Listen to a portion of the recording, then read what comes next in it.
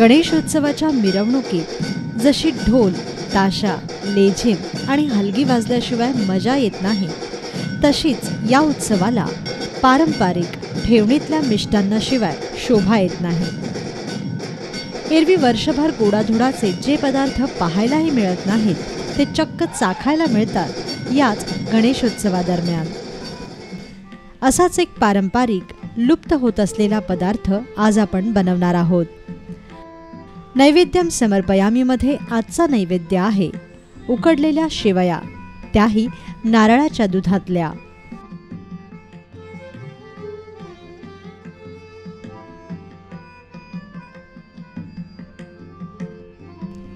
त्यासाठी आपण घेणार आहोत 1 कप तांदळाचे पीठ, 1 वाटी नारळाचे दूध, आवडीप्रमाणे गूळ, तूप,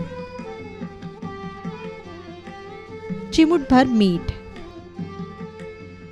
अर्धा चमचा वेलची पूड आणि अर्धा चमचा जायफळ पूड.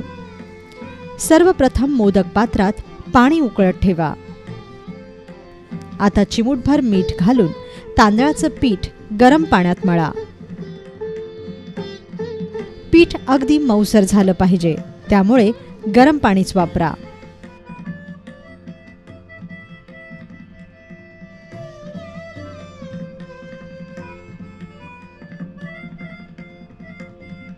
यानंतर मोदक पात्रातील चाळणीवर केळीचं पान पसरवा आणि त्यावर तुपाचा हात फिरवा. मग सोऱ्यात किंवा साच्यात मळलेल्या तांदळाच्या पिठाचा उंडा भरा आणि केळीच्या पानावर लांब सडक शेवया पाडून घ्या.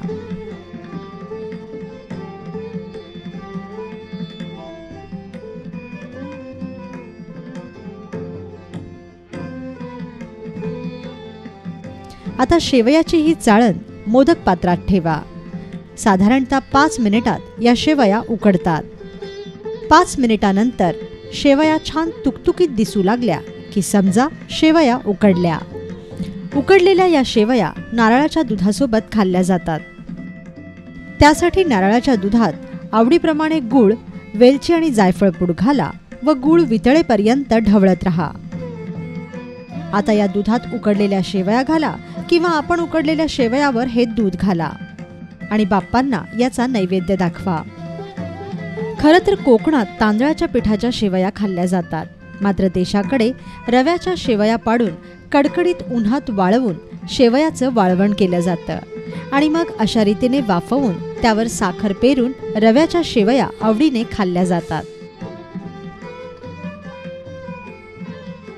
लुप्त होत असलेला गोडाचा हा पारंपरिक ठेवणीतला पदार्थ तुम्ही नक्की करून पहा आणि आपला अभिप्राय जरूर कळवा.